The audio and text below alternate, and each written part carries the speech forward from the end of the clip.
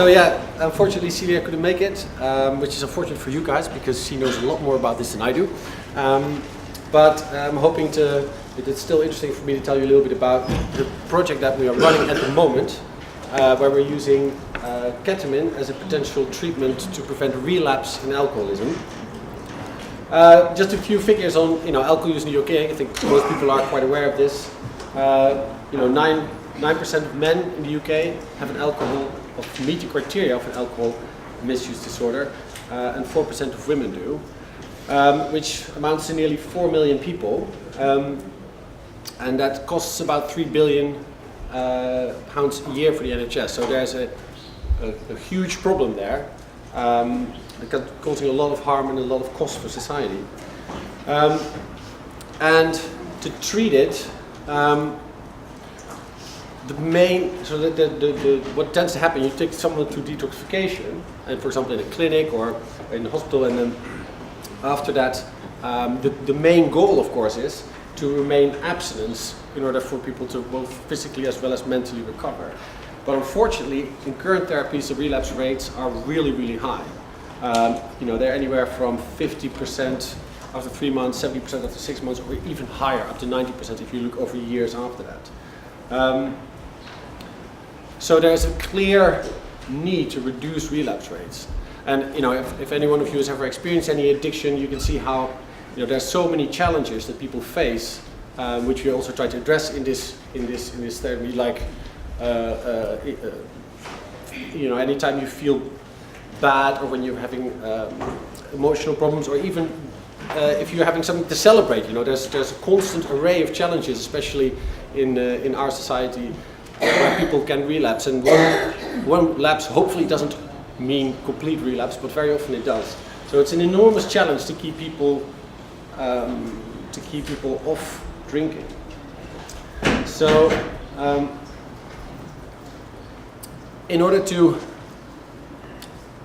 get those relapse rates down, we are trying to combine therapy, relapse prevention therapy, with sessions of ketamine infusions. And as you all know, ketamine is used widely for all sorts of reasons. So we'll quickly just go through a few of the ways in which it's being used. And one of the ways, of course, is as a recreational drug. And people love taking this stuff, and they love things like the ego dissolution. They have all sorts of spiritual experiences, like feeling intertwined with divine identities. They like the numbness, the detachment, the enhancement of music, and they like to combine it with other drugs as well. And some people just like it because it's fairly affordable and it gets you really high. So what are the user's experiences? Depending on the dose, it heavily depends on the dose, what kind of experience people have from ketamine. So it acts like a stimulant, and when you start taking more, you get the sort of feelings that the quotes I was putting on the screen earlier. If you take even more, you have the feeling that your boundaries between you and your body are different, and your perception of your body becomes really weird. Your one leg might not belong to the other leg, or your one hand might feel really big, the other hand might feel really small.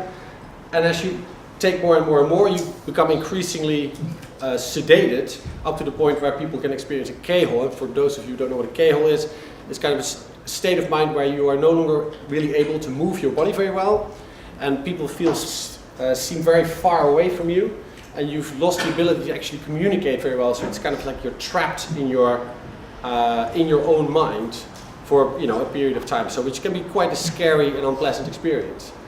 Some people find it a pleasurable experience. I think most people don't. So depending on how much you take, the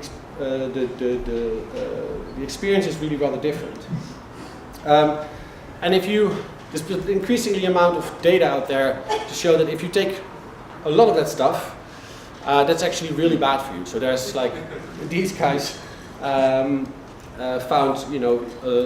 lasting changes in white matter tracts in parts of the brain for people that use it heavily.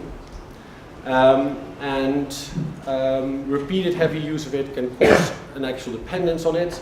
It can cause widespread cognitive deficits, brain changes, in spatial working memory, ability to navigate, white matter changes.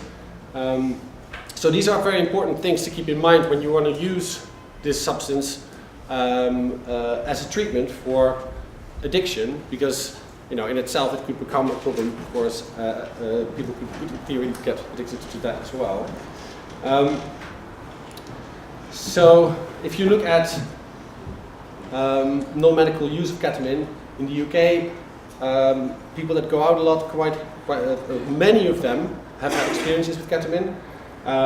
In Australia, just under 2% of kids age 14 have had ketamine experiences, and in some places in Asia, it is one of the most commonly used party drugs. And this is causing quite a lot of discussion in the world because of the because people like in Asian countries are often very strict on drugs. They are calling for a widespread ban, but that would be a very bad idea because, of course, the substance was never intended for that use. It was intended as an anaesthetic, and it's a really great anaesthetic, actually.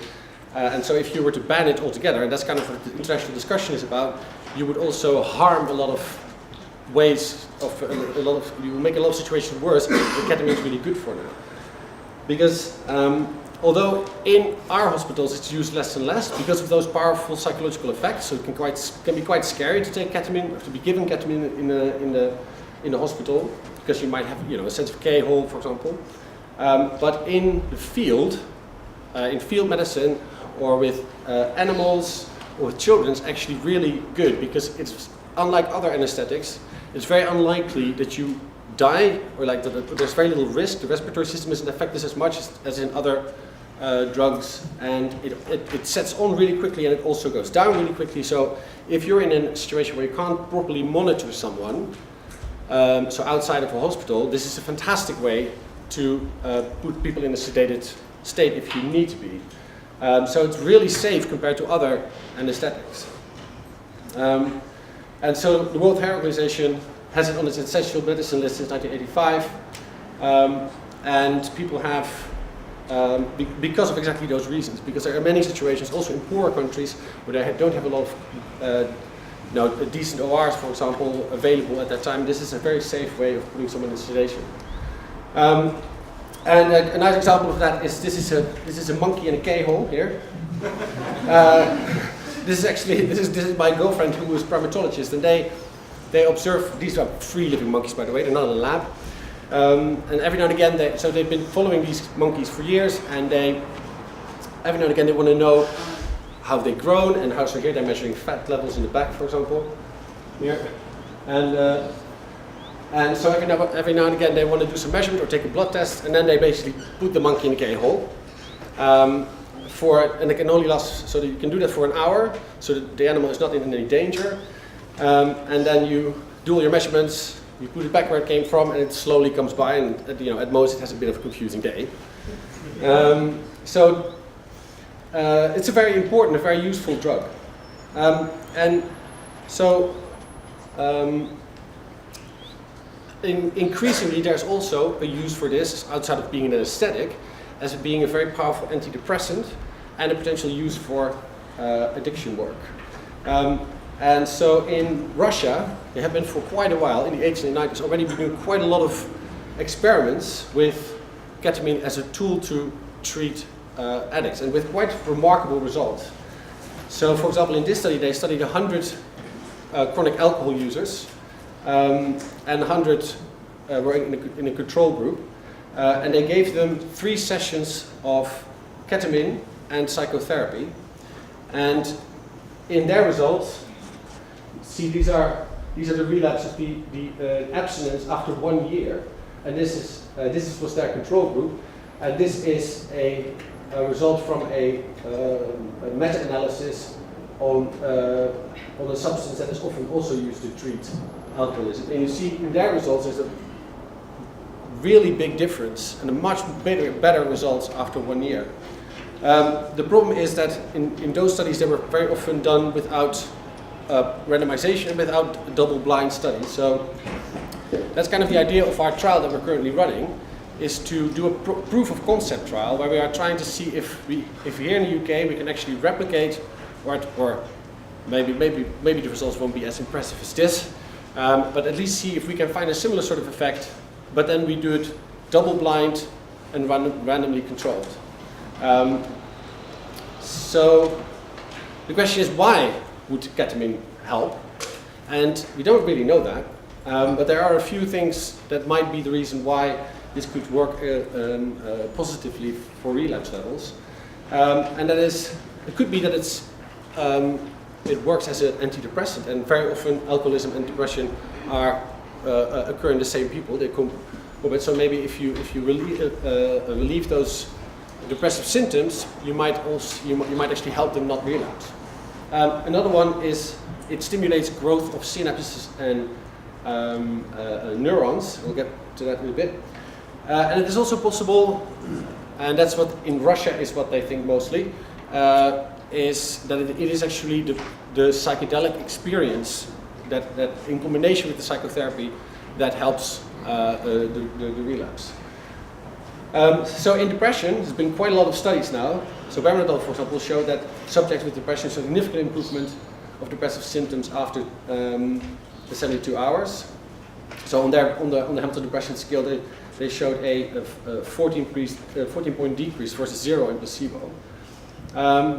And these guys used ketamine as antidepressant in 17 treatment-resistant depressed people, so people with severe depression that don't respond to other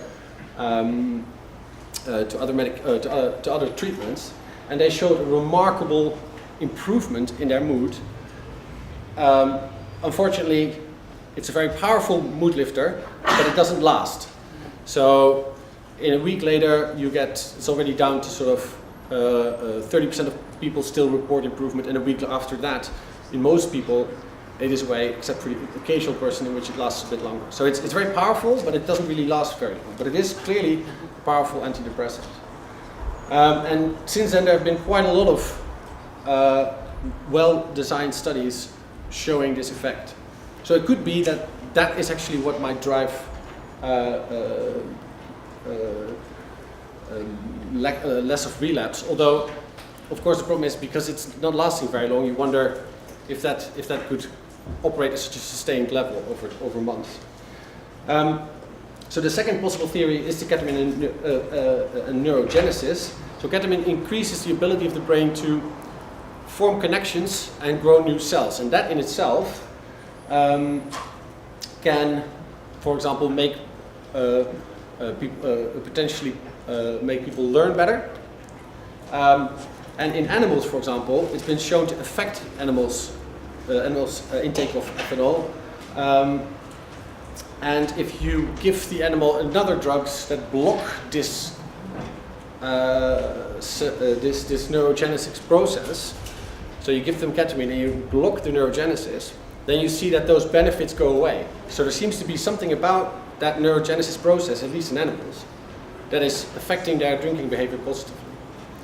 And another important thing is that in people that drink and people that have low mood, it is often thought that reduced ability of the brain to form new connections and new cells is part of what's happening in these people's brains. So potentially ketamine stimulating that could have a positive effect. And then of course there is the subjective experience. It could be like, it could work like, perhaps other hallucinogens could work, is that having such a different experience and seeing things from a different light might actually help you observe, for example, patterns, maladaptive automatic patterns that have grown into your life, and by making them more visible, you might be able to change them better. So in our trial, we are looking at both whether the ketamine works or not, as well as whether there's a relationship with whether or not the psychotherapy is there. Because if you think about if the mood lifting is fairly brief, or if there's a better ability to learn, or if you've had a different angle, so all of those three reasons could potentially interact with the presence of psychotherapy. So in order to test whether the therapy is relevant, we have in our clinical trial 4 different legs, streams. So each person that participates is allocated to one of those 4 conditions, and one of them is ketamine plus psychotherapy. One is ketamine plus psychoeducation, which acts as a control for the psychotherapy, and placebo plus psychotherapy, and placebo plus education. So this way we can tease apart whether or not it's the ketamine doing it, if we do find a positive effect, or if it's the ketamine and the therapy doing it. So this is the overview of what people go through. So it's a 3-week program, and they have 7 visits in those 3 weeks, and they get an infusion on 3 of those days. And on each of those days, they get an hour and a half of therapy session. So you get, people get pre-screened. There's of course quite a lot of safety concerns. So people have to, there's quite a lot of exclusion criteria to make sure it's safe for everyone to participate. And then they get randomized to one of those 4 arms and go through a 3-week period of intense psychotherapy and ketamine infusions. And then we follow them up at 12 weeks and at 24 weeks. So to see if they are still absent and how many times they've lapsed or if they've completely relapsed. So the focus in this is really on relapse prevention, so not on treating the alcoholism itself.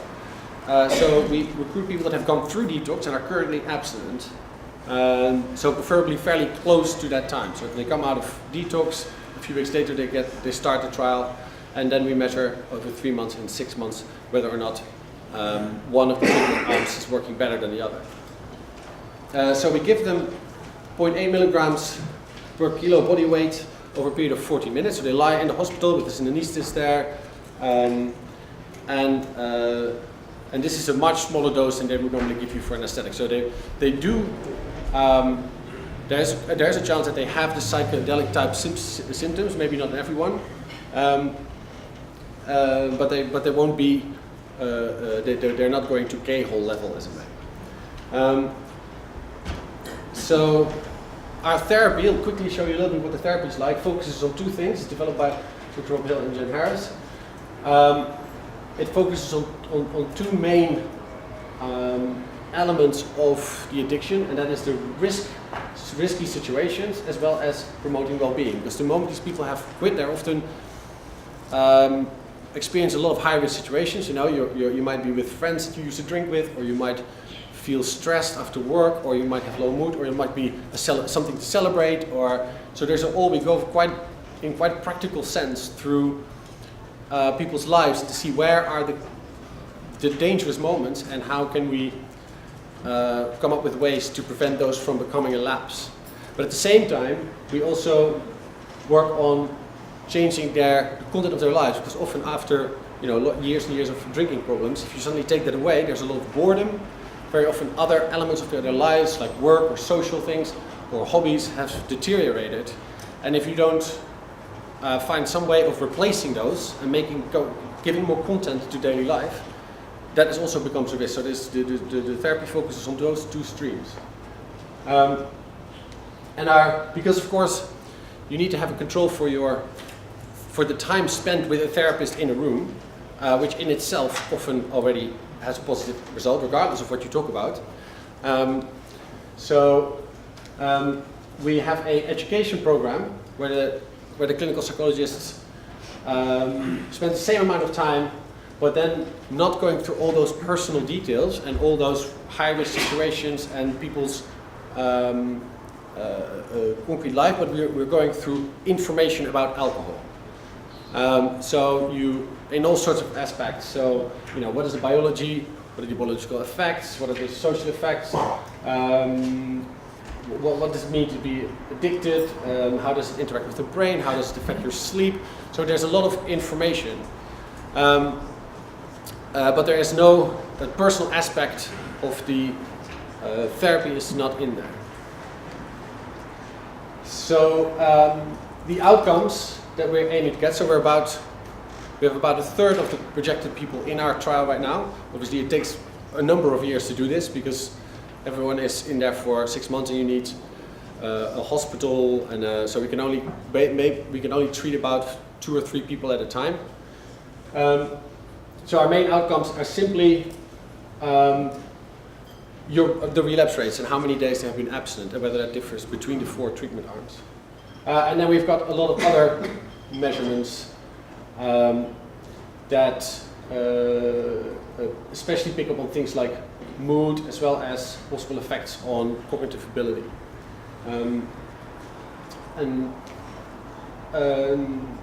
Yeah, so at the moment we've got a third of the people in, and it's interesting to see about 1/3 of the people love it, love the infusion experience. A third of the people really hate it. We've had 1 or 2 people that felt very, very unwell, unfortunately, and a group in the middle that doesn't really think anything of it, basically. So